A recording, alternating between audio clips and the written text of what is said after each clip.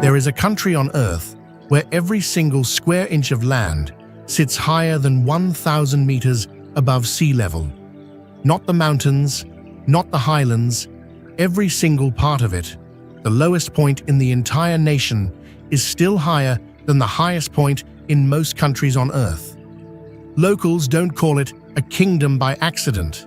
They call it the kingdom in the sky.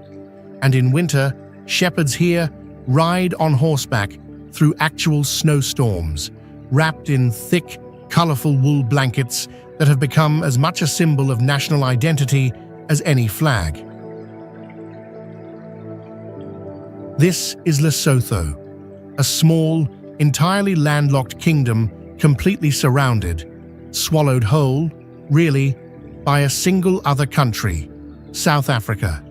It is one of only 3 nations on Earth entirely enclosed within the borders of another, and the only one sitting so high above sea level that its people have built an entire way of life around altitude, cold, and horseback travel most of the world left behind generations ago. So what does it actually look like to live in a kingdom that exists entirely in the clouds? This is the story of life in Lesotho.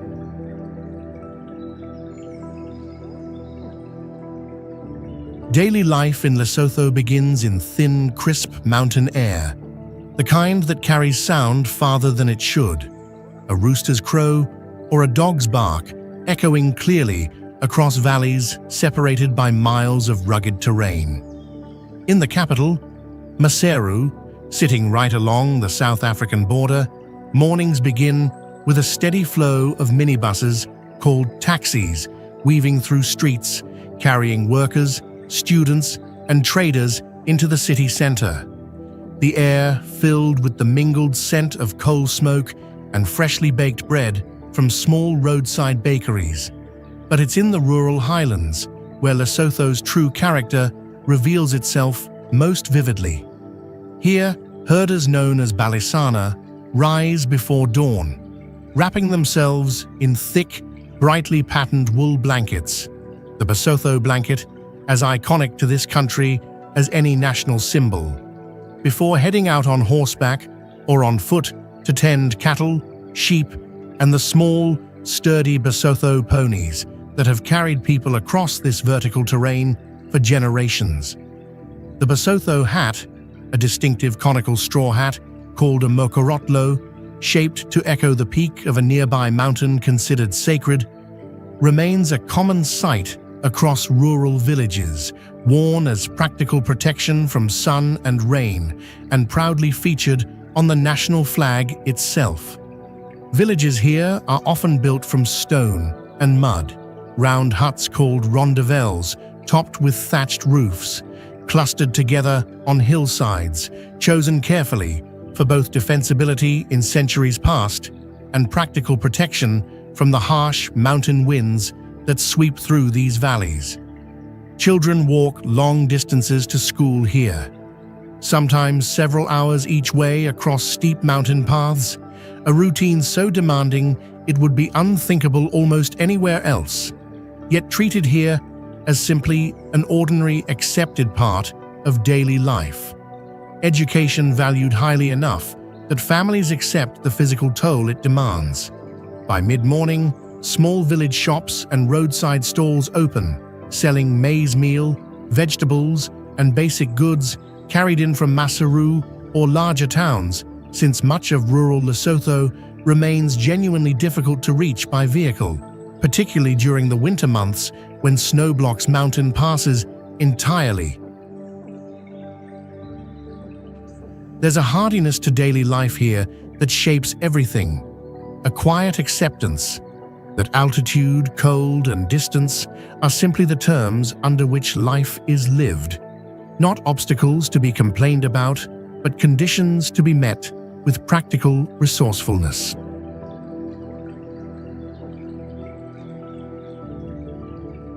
Family and community in Lesotho are built on deep, practical interdependence, shaped by both Basotho tradition and the genuine physical challenges of mountain life. Extended families often live in close clusters of rondavels, sharing a single family compound across generations.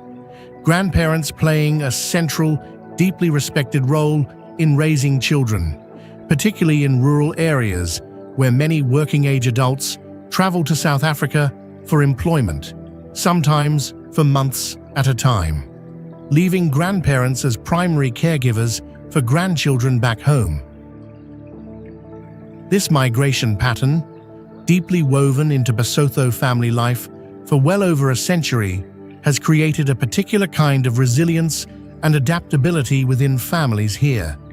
Communities accustomed to loved ones being away for extended periods, yet maintaining strong bonds through regular visits, remittances sent home, and a cultural emphasis on family loyalty that transcends physical distance. Neighbors maintain genuine, practical closeness in Lesotho's villages too. Labor sharing during planting and harvest season remains common, families rotating between fields to help one another, a practice reflecting the same communal spirit found throughout much of southern Africa, here shaped specifically by the demands of farming steep, often difficult mountain terrain. Chieftainship remains a meaningful, respected institution in rural Lesotho, local chiefs serving as community leaders, mediators of disputes, and custodians of traditional land allocation, working alongside the modern national government in a system that blends old and new governance side by side. Basotho naming and family customs place real weight on lineage and ancestry, family history passed down through oral tradition, elders serving as the primary keepers of family and community stories, a role treated with genuine reverence. Community gatherings, particularly initiation ceremonies marking the transition from childhood to adulthood, remain significant, deeply respected traditions here. Young men and women undergoing separate initiation schools that teach cultural knowledge, practical skills, and community responsibility, a rite of passage that shapes identity profoundly for those who complete it.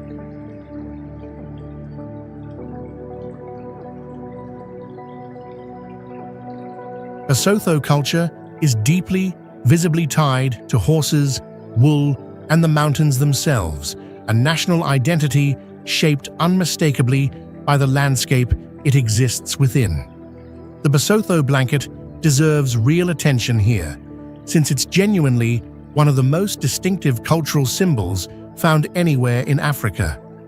Originally introduced through trade in the 1800s, these thick, patterned wool blankets were adopted so thoroughly and so proudly by the Basotho people that they became a defining national garment, worn daily for warmth against the mountain cold, but also carrying deep symbolic meaning, specific patterns and colors marking significant life events, social status, and personal achievement, gifted at weddings, initiations, and other major milestones.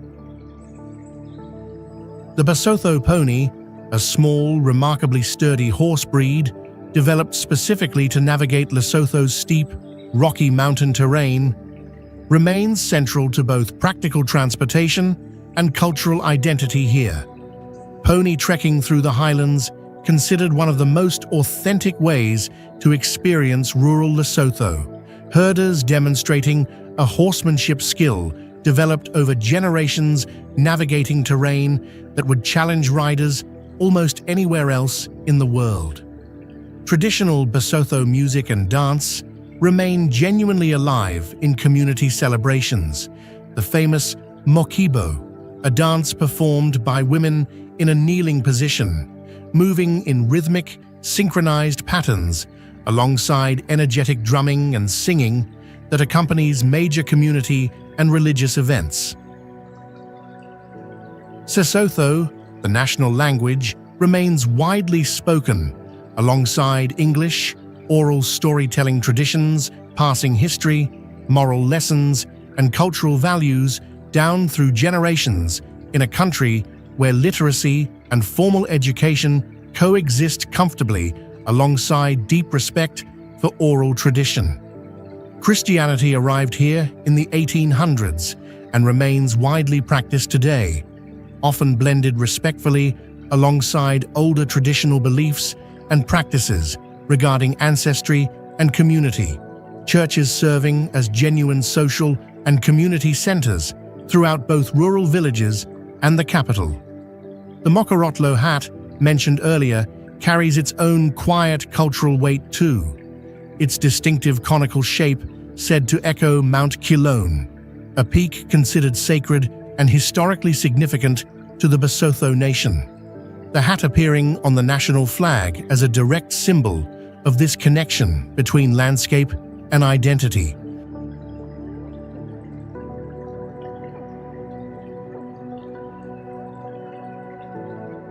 Lesotho's economy is shaped profoundly by its unique geography, its complete enclosure within South Africa, and a workforce with deep historical ties to labor migration.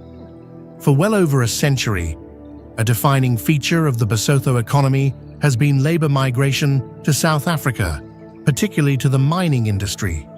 Generations of Basotho men traveling to work in South African gold and diamond mines, sending remittances home that have long formed a critical part of household income across the country, a pattern that has shaped family structure and community life as profoundly as any single economic factor here. Diamond mining within Lesotho itself has also become increasingly significant in recent decades, several major mines producing high-quality diamonds that have drawn genuine international attention and investment, contributing meaningfully to national government revenue. Water, somewhat surprisingly for a landlocked mountain kingdom, has become one of Lesotho's most valuable exports through the Lesotho Highlands Water Project, an enormous engineering undertaking involving massive dams and tunnels that channel water from Lesotho's abundant mountain rivers directly to South Africa's more arid, water-stressed regions, generating substantial revenue and hydroelectric power for Lesotho in return.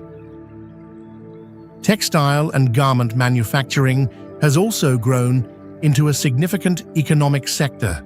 Factories in and around Maseru producing clothing for major international brands, providing employment, particularly for women, in an industry that has expanded considerably in recent decades. Agriculture remains vital across much of rural Lesotho. Farmers cultivating maize, sorghum, and wheat on terraced mountain slopes, livestock herding, cattle, sheep, and goats, continuing as both an economic and deeply cultural practice. Wool and mohair from Basotho sheep and Angora goats forming a genuine, respected export industry in their own right. Despite these resources, Lesotho remains one of the less economically developed nations in the region, its landlocked, mountainous geography creating real, ongoing logistical challenges for infrastructure, trade, and development that the country continues working to address.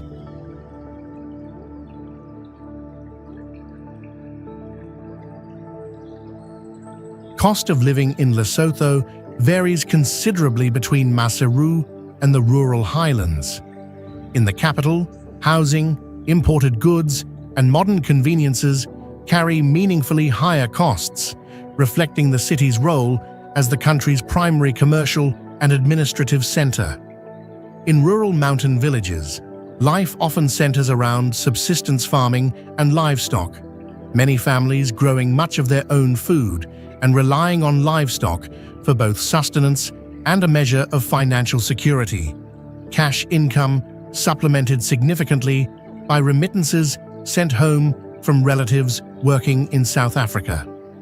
Healthcare access remains a genuine, significant challenge in Lesotho's more remote highland regions, some communities requiring long journeys, occasionally by helicopter in emergency situations, to reach adequate medical facilities, though government and international health programs have worked steadily to improve rural access in recent years.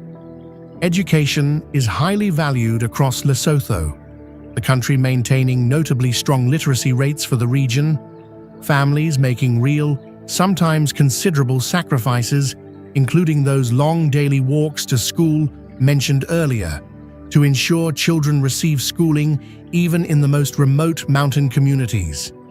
Utility access, particularly electricity, remains inconsistent in some rural highland areas, though Lesotho's hydroelectric resources, generated in part through that same water export infrastructure, have helped expand access considerably in recent decades. Most Basotho families describe daily life here through the lens of genuine resilience, resourceful, practical, and deeply connected to both the land and to extended family networks that provide real support during difficult periods.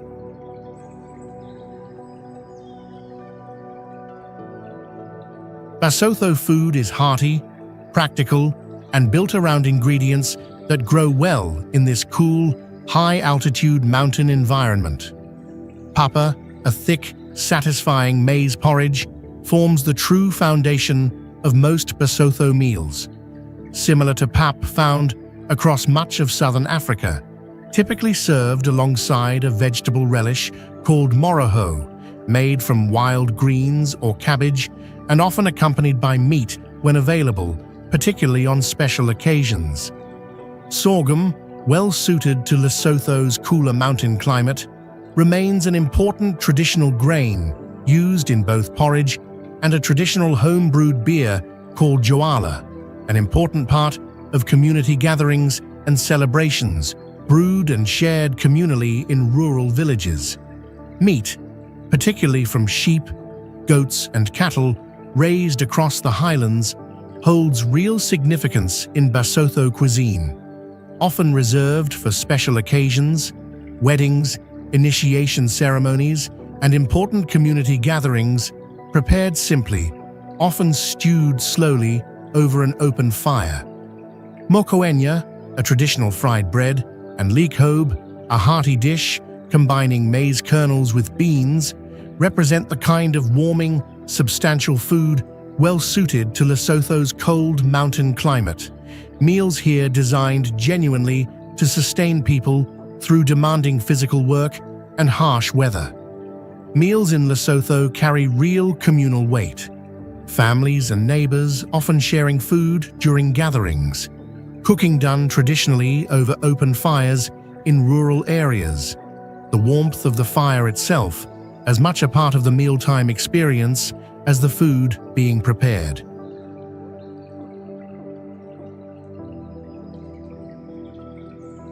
Lesotho's landscape is, quite simply, unlike anywhere else in Africa.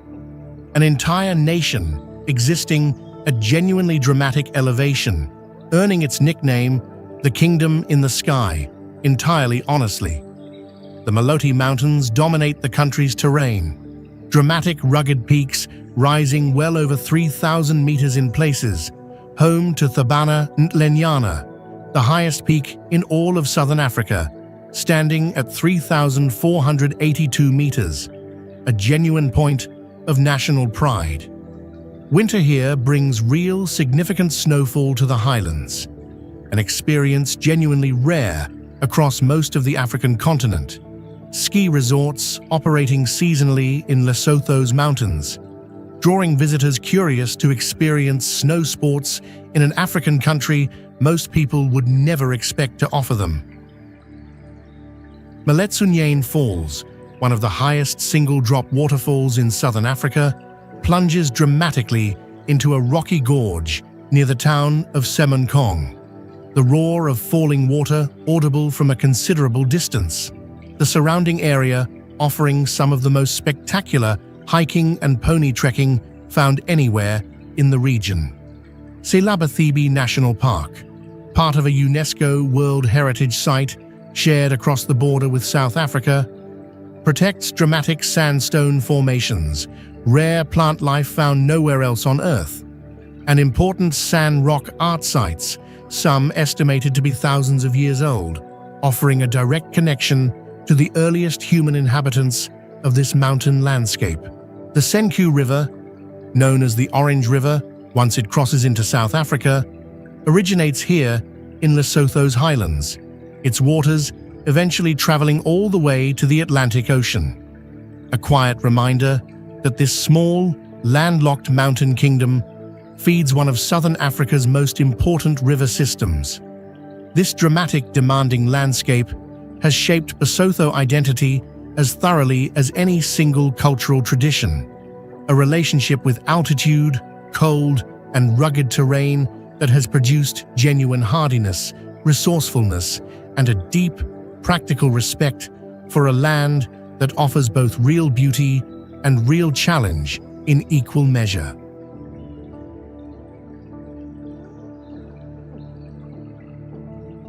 Lesotho's extreme mountain terrain has shaped transportation here in ways genuinely unique among African nations. Horses and Basotho ponies remain a genuinely practical, actively used form of transportation across much of the rural highlands, particularly in areas where roads remain unpaved or seasonally impassable. Herders and travelers alike relying on sure-footed ponies bred specifically for this demanding terrain. The Sani Pass, connecting Lesotho to South Africa's KwaZulu-Natal province, ranks among the most dramatic, challenging mountain roads found anywhere in the world.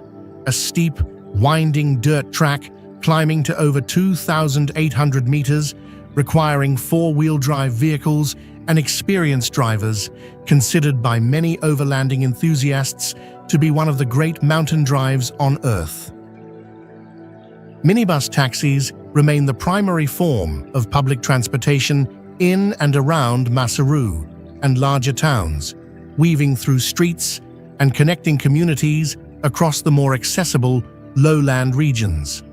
Helicopter transport, genuinely uncommon in most countries' everyday infrastructure, plays a real, practical role in Lesotho, particularly for medical emergencies and reaching the most remote highland communities during winter months when snow makes roads entirely impassable.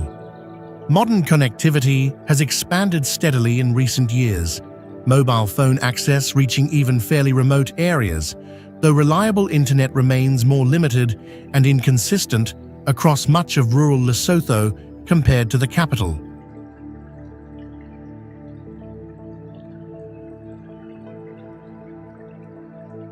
For young Basotho, growing up in Lesotho means navigating both a deeply rooted cultural identity and the genuine practical challenges of building a life and career within a small, landlocked, mountainous economy. Education remains highly valued, families making real sacrifices to support children through school. The National University of Lesotho, producing graduates across fields including agriculture, education, and public administration. Many young Basotho follow that long-standing pattern of seeking work across the border in South Africa, drawn by greater economic opportunity, though this migration carries real, well-understood costs to family life and community continuity that both individuals and the country as a whole continue grappling with honestly. A growing number of young Basotho are also becoming involved in Lesotho's expanding textile industry, tourism sector, and renewable energy projects tied to the country's hydroelectric resources, representing genuinely new economic paths that didn't exist for previous generations in quite the same form. Traditional initiation schools, mentioned earlier, remain a significant, respected rite of passage for many young Basotho even today, a deliberate choice by many families to maintain cultural continuity even as the broader economy and daily life continue modernizing around them.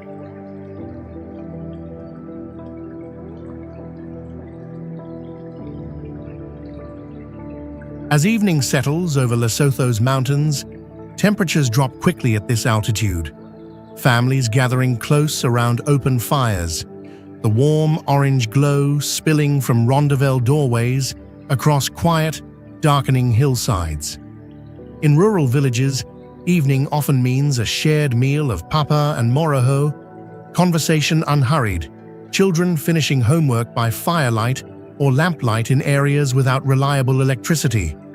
The simple warmth of the fire itself, a genuine cherished comfort against the cold mountain night outside.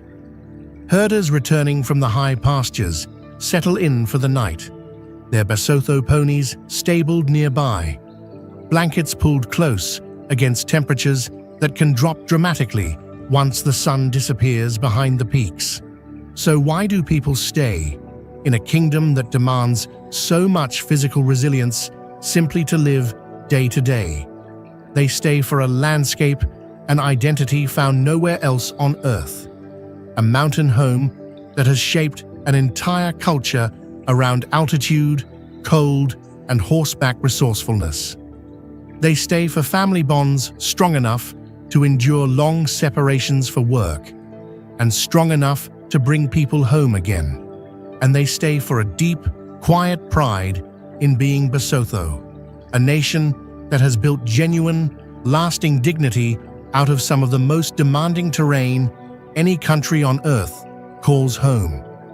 This is Lesotho, the kingdom in the sky.